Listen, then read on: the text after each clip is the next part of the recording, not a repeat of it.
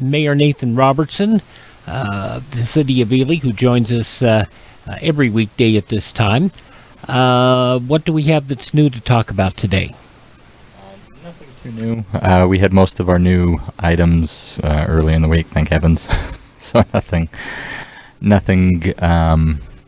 new as far as what we're up to. We did have our city council meeting yesterday. Wasn't a complete success, but it worked. Were there any issues that came out of that meeting that need to be discussed? No.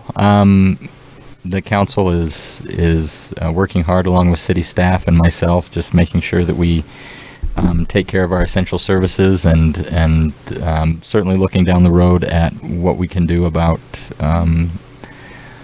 finances and revenues for our local jurisdictions, whether that's the city or the county, and how we can head off our economic downfall that's going to be facing us all here. That's going to be facing every governmental body, not just and not just governmental bodies. Every business in the state, every business in the country is being impacted by this. Yep. What do you foresee at this point in time that will be happening? Well, in a community that our tax structure is by and large based on sales tax and how the economy is doing, it's certainly going to impact it. To what extent, we're not exactly sure. The state's been saying revenues could be 25% of normal, 50% of normal, 30% of normal, and we're still looking at that and doing some contingency planning, but there are people at the city who are much more qualified to do that than I am, and I know they're working on that. So we're looking at that. If you're a small business and things have been impacted, like we have talked about, please do yourself a favor and go on sba.gov or give RNDC a call or call your banker. That is important stuff to do. Your banker should know how to get you in the mill, because that's where these SBA loans are running through. Are community banks. And there are a number of community banks that are doing that. So I was going to say, have you heard from any of the local banks as how they are dealing with this? Well, I know they're burning the candle at both ends. My local bank that I do business with, First National Bank, talking with the staff down there about turning in my applications.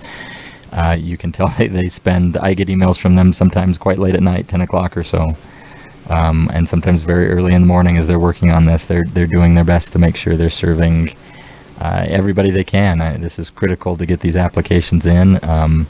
If you've got questions about them, if you have concerns, if you don't know how to apply, reach out to these resources in our community and get those done for your benefit, for your employees' benefits, for your family's benefits. And I have said this before, if you have loans outstanding with anybody, contact them. In fact, the interesting thing is I have my last payment on my vehicle coming up. Oh. And because of this situation, we're a little light in the pocketbook right now. I contacted them, and they gave me forbearance until next month. Well, that's great. So we'll hopefully be able to scrape up the last little bit of that between now and then. And there's a lot of programs or just things that people are or that lenders are doing to accommodate that. I know if you've got some government loans, whether that's student loans or some loans for your business, I know they have got some different workarounds they're doing. But do yourself a favor, don't just throw up your hands and figure all's lost there. Give your lenders a call, give these programs a call, and see if there's something that can't be employed to help. Yeah, my health insurance company said they are increasing the grace period for that, which that's something that doesn't happen often. No. And my car insurance company said for the next 2 months, they're knocking my premium down by 15%. Well, I saw a lot of car insurance companies were doing something similar, either sending some money back to their insurees or doing that, because with everybody staying at home, they're not having to pay out as much in accidents. Yeah. Which is really nice of them, instead of pocketing that. Exactly. That is finding ways to help out their customers. Yeah, And I well- think this is the kind of thing that we've been seeing a lot of, and I think it's great. Yeah, especially since insurance is required to have a vehicle in this state. Yeah. I want to mention again that we will have the White Pine Ministerial Association has put together a sunrise service that will air here on the Nevada Talk Network 6 o'clock Sunday morning. That's great. And so those of you who are used to going down to the high school for that, you can actually stay home, have your own coffee, have your own cocoa, whatever it is that you have. Sit out on your porch. Sit out on the porch, turn on the radio, not too loud because we don't want the sheriff's office coming out. But although actually for Easter Sunday, and I suggested something that this morning that some people may think is a little strange. Get out on your front lawn on Sunday morning and get out your lawn chairs that you used to have, if you still have them. Dust them off. Get out there on the lawn and sit down and enjoy, a stay-at-home Easter parade. Yeah. I mean, the weather's supposed to be nice today, tomorrow, and I think through the weekend. Yeah. And, it's nice out there right now. And make use of that. I mean, get out, wave at your neighbors, and Yep. unless you're out in the West 40, in which case you don't have any. But I mean, get out and enjoy it. Take a walk and Yeah, look for Easter eggs. They're putting them up around town. yeah. Those Easter eggs are going up in windows around town, along with the teddy bears going Along up in the with teddy windows bears. too. Yep. So there we do that. And you were off today, right? I was off From today, your but I'll break. be back at it tomorrow.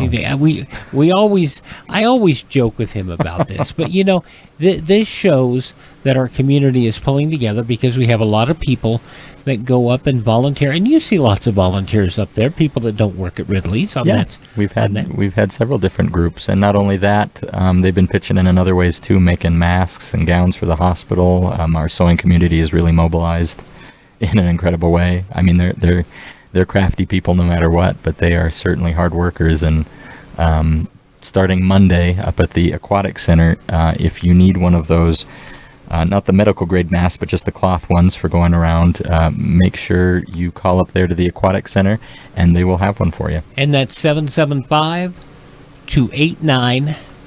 775-289-7700. They also need other items as well. If you call that number on Monday, they will tell you what they need, help if you can. And if you're in need of a lot of these things, give them a call and on Monday, and they will deal with it. They don't work on Fridays, so Nope. there. So starting Monday, those will be available. And the Aquatic Center is kind of our central location. If you have things to donate or you're in need of something, give Christy Rozich up there a call at that number. There you go, 775-289-7700. All righty. Any plans from Easter except going by your grandparents' house and waving at them through the window? Just waving through the window. I know I picked up a ham for them earlier this week, and I'm sure it was a small one, so it's just the two of them. But just encourage people, on this Good Friday, as you're looking towards the weekend for your plans, remember the social distancing. I know it's particularly difficult during weekends like this. The weather's nice. It's Easter. We're used to getting together with family and friends. Call them, video chat with them, but stay at home. Keep the social distancing. We're about halfway into this now, maybe a little further. We've got 20 days left.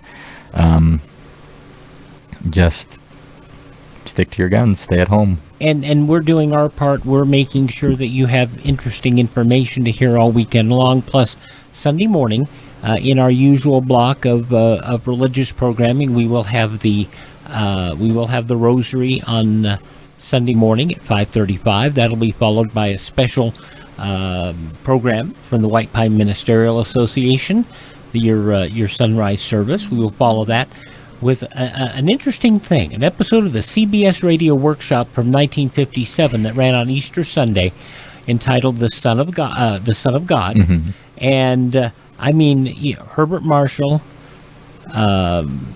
Victor Jory, Vincent Price, Mm-hmm. narrated by Raymond Burr. There you go. I mean, Perry Mason, all right. But you've got some serious acting chops there. You do, and I think that'll be great. They've got some great old programs you guys show on here, which I think is fun. We do that. And then we'll follow that with the Lutheran Hour and music and the spoken word. So we have a full Sunday. Well, yeah. Yeah. We do. We do a lot of that every Sunday. So we have all of those things for you. The radio programs they have coming this Sunday. If your church is pushing out things over Facebook or virtually, make use of those. You were just hearing the president before this talk about how he would be watching his Easter services on the laptop. Well, and that's where it's where we're all at, from the top all the way down. The president is doing it. Why can't we? Exactly. All righty. Ely Mayor Nathan Robertson here on the Nevada Talk Network, KELY, and all of our associated stations.